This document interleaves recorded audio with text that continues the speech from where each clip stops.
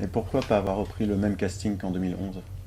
Vu qu'il y avait déjà, il y avait déjà un film choral et déjà une unité entre le groupe de l'époque, je suppose. Tout à fait. Tous les acteurs. Pas tout le même moi, casting. J'ai rencontré François en faisant le casting. À l'époque, j'ai fait ça.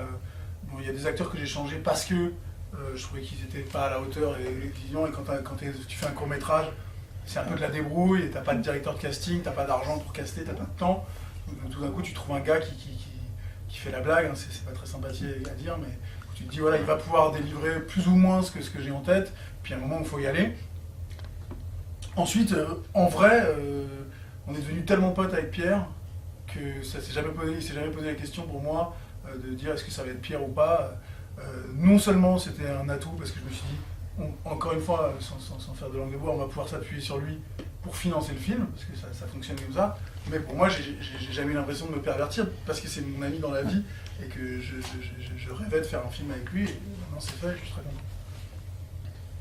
Moi j'aurais une question pour Idrissa. Un premier film, déjà comment est-ce que tu es arrivé sur le projet et aussi qu'est-ce que ça fait justement de jouer avec des acteurs qui ont plus d'expérience que toi? Alors, comment je suis arrivé sur le projet? J'avais croisé vaguement à une soirée il y a longtemps Igor. Et quand il était en train de caster son personnage de Nestor, il avait un peu du mal, ce que j'ai compris. Et il s'est rappelé, il s'est souvenu de moi, il a fait le lien, il est remonté ensuite par le biais des gens qui étaient à la soirée pour récupérer mon numéro. Et ensuite il m'a proposé de passer un essai. Moi c'était une bonne période parce que je partais dans le boulot où j'étais, et je me suis dit ça peut être intéressant, ça peut être drôle. Et puis j'aimais beaucoup le casting, donc je me suis dit c'est une bonne bande, et je savais qu'il y avait aussi la bande qui était attachée à Five. Donc j'ai rencontré Igor, il m'a fait passer un essai, on a déjeuné, on a discuté pour voir justement aussi, parce que c'était assez important pour lui qu'il y ait une alchimie, en tout cas qu'il y ait un lien qui se crée, qu'il y a un feeling quoi, entre nous. Et ensuite j'ai refait des énergies, et ensuite j'ai fait d'autres essais, j'ai rencontré François, Pierre, et après ça voilà, ça a fonctionné, on a dit que je faisais le rôle. Et après l'expérience du tournage, c'était hyper enrichissant, j'ai eu la chance parce que c'était la première fois que je faisais ça, et je suis tombé avec des super comédiens sur leur niveau, je pense. Je veux dire qu'ils sont vraiment très très bons, mais qui étaient très, très bienveillants avec moi, qui ont pris le temps. François par exemple m'a aidé en amont, assez en amont du projet à répéter. Ensuite on a fait des grosses sessions de travail ensemble, tout le monde m'a laissé la place parce que c'est assez difficile aussi quand même. C'est un genre qui demande d'avoir un certain timing, ce genre de choses, et quand on n'a pas du tout d'expérience c'est difficile, donc ils ont été super cool, ils m'ont tous un peu expliqué les fonctionnements, comment ça marchait ou pas. Et non voilà, j'ai été hyper entouré, plein de conseils, des retours pendant le tournage, donc non, moi j'avais l'expérience. Je suis ravi. Super. Moi aussi. Voilà. Yes. Qui a touché Est-ce que le scénario a été retouché, notamment au niveau des dialogues par rapport à la première fois, parce que je trouve que justement les dialogues sont très percutants, c'est ce qui rend le film très drôle. Est-ce qu'il y a eu beaucoup de changements par rapport à la première version? Et est-ce qu'il y a eu des acteurs supplémentaires qui ont participé à la création de... Toujours en fait ça revient à dire, c'est plus ou moins la même idée, c'est-à-dire moi au fur et à mesure des versions j'ai rajouté des expressions, des phrases choc, c'était de la peur. Voilà, il y avait plein d'expressions auxquelles moi je tenais, où j'ai demandé aux acteurs de suivre ça et d'aller au bout de ma proposition. Après, parfois il y a un éclair de génie, un mec qui dit un truc auquel tu n'avais pas pensé, et c'est une fois imprimé sur la pellicule, même si ça n'en est pas de la pellicule, mais une fois tu captes ça et ça finit dans le film parce que c'est plus fort que ce qu'on aurait pu imaginer avant. Après il y a des choses qui existaient déjà, effectivement, Pascal Demolon, moi j'avais écrit pour lui, donc j'avais déjà écrit avec ce que j'imaginais qu'il était capable de se mettre en bouche. Une fois qu'il est arrivé, on a fait des petits ajustements, on est parti d'un gag à un autre, le gars il s'arrache le truc, c'était pas ça à la base le truc, c'est un truc qui est venu, parce que lui était pas à l'aise avec le premier gag, donc on a discuté, et ensemble on a cherché, on s'est dit pourquoi ce serait pas ça, et on s'est dit ok on le fait. Limite il fait peur quand même. Quoi ? Il fait limite peur. Il fait un peu peur, ouais. Pas dérangeant. Ouais, c'est bien. Mike, On avait besoin de ça, je pense, à ce moment-là, d'avoir un personnage complètement freestyle. Donc voilà, donc effectivement, heureusement, il faut de toute façon se nourrir des acteurs et partir de là, une fois qu'ils ont accepté et décidé d'incarner un personnage, ils sont les personnages et s'ils disent quelque chose, souvent ça fait sens et souvent on s'en sert. Mais du coup, d'autres scénaristes qui ont intervenu pour donner leur patte un peu.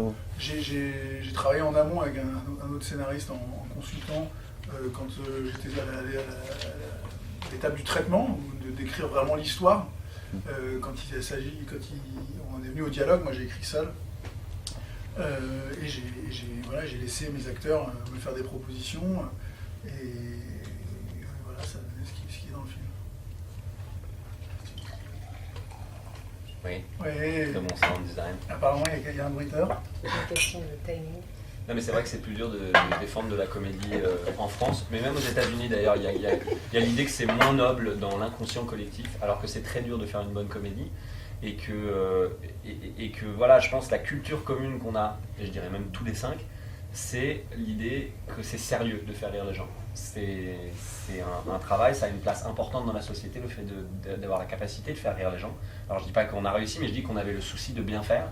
D'ailleurs, je trouve que le film est plutôt élégamment éclairé et écrit. Et voilà, la façon dont les choses sont faites, on sent qu'il y a du travail derrière et que c'est pas l'idée de voilà, puisque c'est une comédie, effectivement, je vais pouvoir bâcler un scénario mal éclairé. De toute façon, c'est les situations qui vont faire rire et on y va.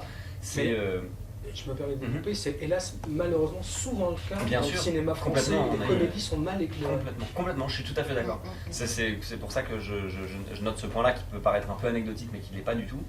Une comédie peut être élégante même si on fait caca sur un paillasson. Ça peut, voilà, il peut y avoir une certaine élégance dans le fait aussi de dire inconsciemment au spectateur, c'est pas parce qu'on vous propose une comédie qu'on l'a bâclée.